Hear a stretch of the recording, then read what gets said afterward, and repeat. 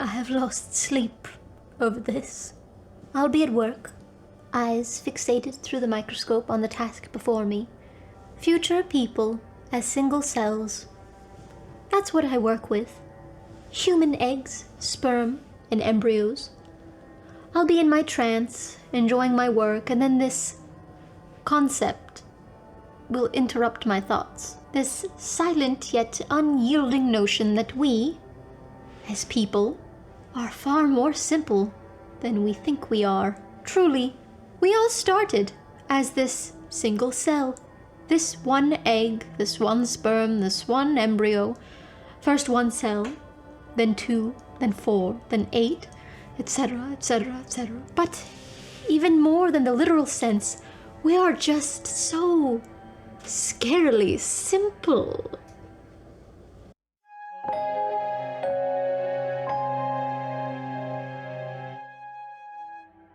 Hello everyone, and welcome back to the Neverland Book Club.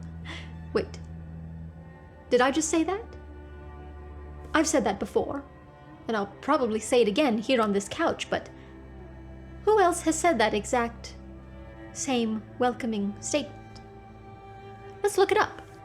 Ah, here it is. Volume 6 on shelf 4 of wall 3 of hexagon... this hexagon. The exact match can be found on page 160. Look at that. You might be wondering what the hell I'm talking about. Or you might know for yourself exactly where I found these predetermined words already written and accounted for. If you haven't, let me explain. Today, I'd like to bestow upon you the psychological tickling sensation that is brought on by the Library of Babel, a concept I first stumbled upon in a search for unique libraries on the internet, and continued to blow my mind. That is, until my mathematical brain started turning and everything just made sense. If you'd like, please pull out your phone or a new tab on your browser and search for the Library of Babel. Once on the home page, click search and type in the same sentence I've just said. Did you find it? Was yours also on page 7? Right. That's to be expected.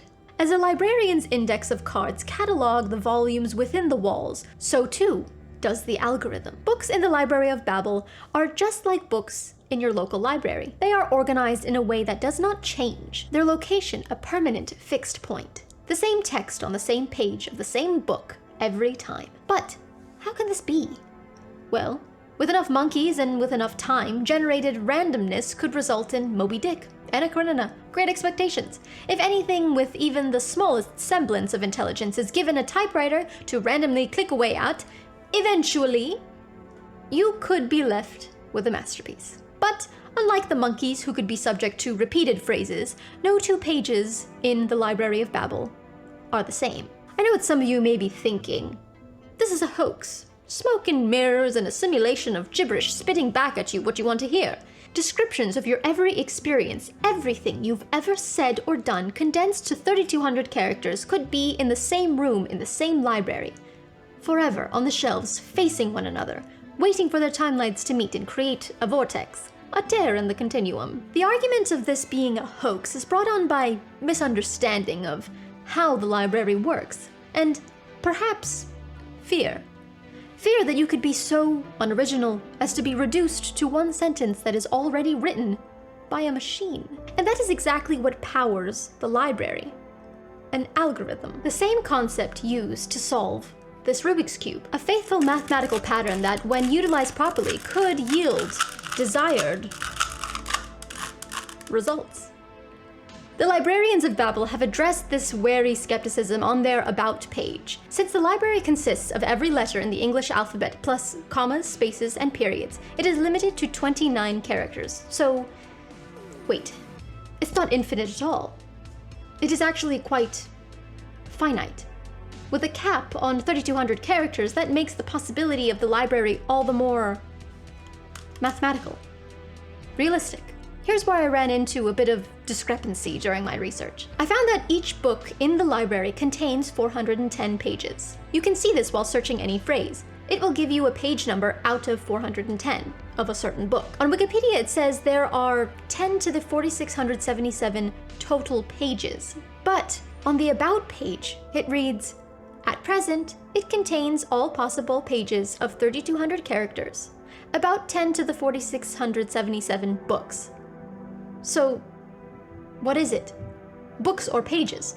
That's a gargantuan number to get misrepresented in the differences between books and pages, because if it really is that number of books and not just pages, we're looking at 10 to the 4,677th power times 410, which comes out to a much, much, much larger number than just 10 to the 4,677th power. To put that into perspective for you as to how big that number really is, there are about 7.8 billion people on Earth, or 7.8 times 10 to the 6th power. Stars in the Milky Way? 10 to the 11th power, or 100 billion. There are 10 to the 33 power grains of sand on our Earth that could possibly make up the planet. 80 unvigantillion possible combinations or arrangements on a standard deck of cards, a number so large that makes every single shuffle unique, and is larger than the number of atoms on Earth. 80 unvigantillion, or 8 times 10 to the 67th power. That's right, just 67. If all 7.8 billion humans read one book in the library every second since the beginning of time, we would have read nothing. An amount so insignificant it doesn't even show up. How about if we read 8 unvigantillion books a second? And we did for 8 unvigantillion times the age of the universe. Still, nothing. We'd have to repeat this whole process 4.6 times 10 to the 4,509th power times in order to get through 0.01% of this library. Who would do this? Who would go through the trouble of creating a website such as this that does more to connect yourself with the world than you may initially think? After you get over the eeriness of it all, that would be Jonathan Basile, a writer and computer coder from Brooklyn. He based his online project after a short story written by Jorge Luis Borges in 1941 by the same title. The concept of this library, even down to its hexagonal structure and design, was all inspired by Borges' short story, a description of the universe as an indefinite library. I am preparing to die just a few leagues from the hexagon in which I was born. Such descriptions can also be found in Basile's version of the library. Your birth and death. The notion of an unending library is comforting to us as readers, but there's a line between comfort in the sense of infinitesimal wonder and the idea of being lost forever. Now, how could a website hold all of this information in a database if everything is already predetermined? Another argument against the library, debunked by math. The terms we search in the library's index is generated through an algorithm as described, but how exactly does this work? Well, in the library, every hexagonal room contains 4 walls of shelves, the 5th and 6th walls leading to the corridors to the next rooms, as Borges describes. Hexagons also have scientific meaning since they are the base structure of chemical equations in organic chemistry. I am haunted by them. The walls all contain only 5 shelves with 32 volumes. This organized system allows readers to find exactly what they're looking for through its page number, since each page number is given a predetermined base 10 identifier, which is then translated to base 29 representing the limited characters through the algorithm, and we get the page we've searched for with our desired text. When I say predetermined, I mean that if you were to search for the exact phrase or sentence or limerick again, the algorithm would not fail in reproducing, regenerating the exact same page number every time. A line of text on a page, in a book, on a shelf, in a room, in this library, it already exists as you and I sit here now, just waiting to be read. So no, it is not a database. It is not an infinite library. It is math. A sequence of binary ones and zeros all telling a continuous story. Though, like binary, the words on the pages of the library can seem like gibberish. Well, not seem like. It's actual gibberish. There are actual pages and pages and pages of literal gibberish. Maybe an intelligent being from a different world can decipher this gibberish, but hidden within these pages of nonsense is also every thought you've ever had, and every thought you will ever have, as well as every thought you wouldn't dream of thinking. Here, you could find the plot of your unwritten book, as well as all possible plots, though there are a limited number of those as well. Stay tuned. Even all the bad ones, and definitely all the good ones.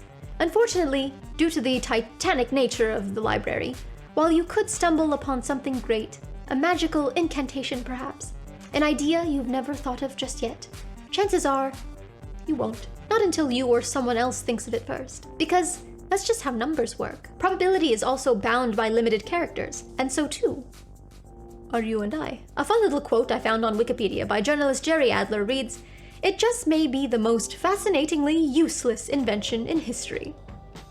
I disagree. The most wondrous things in this universe consists of math, hidden behind more beautiful melodies than numbers. But even melodies are equations. The measurements of time given at the opening of a symphony is the intended count in which the music is meant to be played and heard. The rests and notes all have mathematical equivalents to how long they should be held in fractions of a beat. A measure is just that, a measure of time we use to decorate the room around us with sounds delightful to our ears. Sounds that travel a specific mathematical wavelength that enter the orifices on the sides of your heads in just a way that our brain can translate those pulses into music, and we understand the emotion behind those wavelengths in a way that makes us unique to other life forms who also happen to have ears but lack the comprehension of appreciation. I digress. My point to this video is the same as Jonathan Basile's point in making his online library. There is none, other than pure curiosity. Fun. I found something interesting and I wanted to share it with you, my friends, on the internet. The limitations of our language is only as vast as the universe, so that book you've been meaning to write, that paper that's been looming over you for the last 2 weeks that you've been procrastinating, that brief for work you need to finish, it's all already written. All you must do is search. The Midnight Library also dabbles in the idea of an infinite library holding all of the possible volumes of one's life. A much more narcissistic view on this take, but still intriguing all the same. If you'd like to listen to the Midnight Library, as I am currently doing, it is narrated by Carey Mulligan. You know, Sally Sparrow. Oh Sally, life is short and you are hot. Alright, that's all I have for you guys today. Thank you so much for watching. Today's video wraps up our Mental Health Awareness Month, but I still plan on reviewing all of my favorite reads of the month in future videos, so make sure you're subscribed and click that little bell to be notified when all of those come out, and, you know, for the YouTube algorithm. Ah, the almighty algorithm. Another mathematical generation that determines one's success on this site. It's not all in vain though. You clicking that bell helps. So please, consider doing so.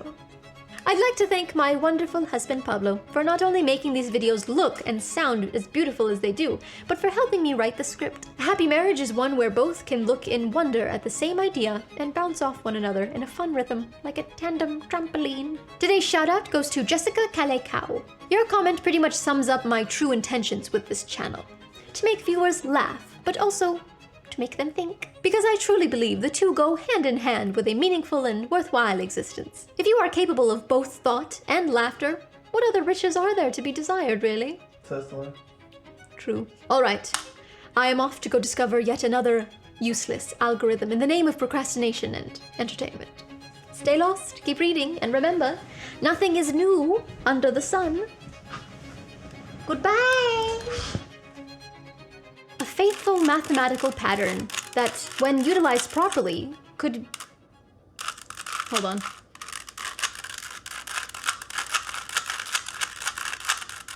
Yield desired results.